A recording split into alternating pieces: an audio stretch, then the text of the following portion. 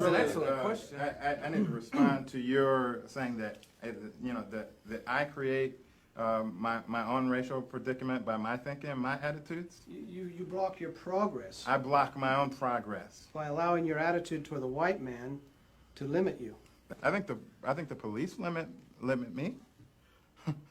I think that white supremacy has placed limitations on where I can go and what I can do,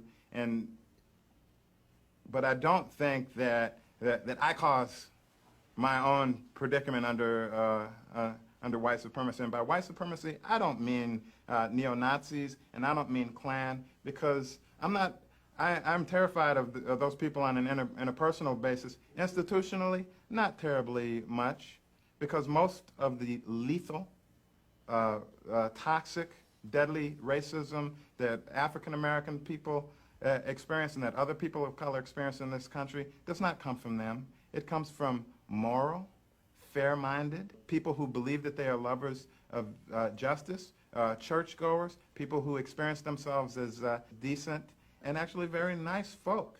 And it is there that I find my fear. Back to the question of what it means to be white. I think what it means to be white, in part, is that you have the privilege of blaming people of color for their own victimization under white supremacy. I've heard you say that to me. I've heard you say that to him. I've heard you say that to him. I've heard you say it to him. I've heard you say it to every person of color in the room who challenged your perception of yourself in the world.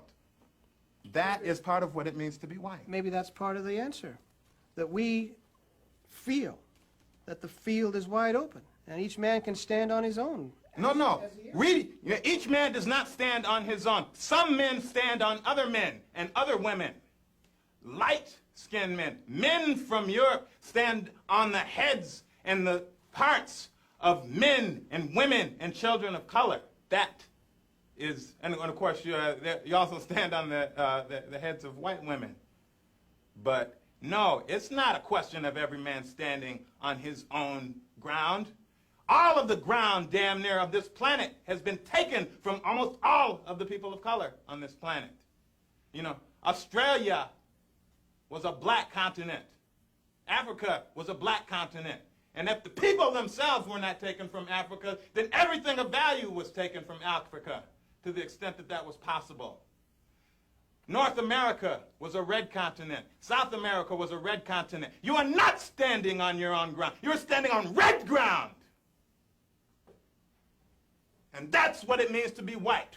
To say that you're standing on your own ground and standing on somebody else's. And then mystify the whole process so it seems like you're not.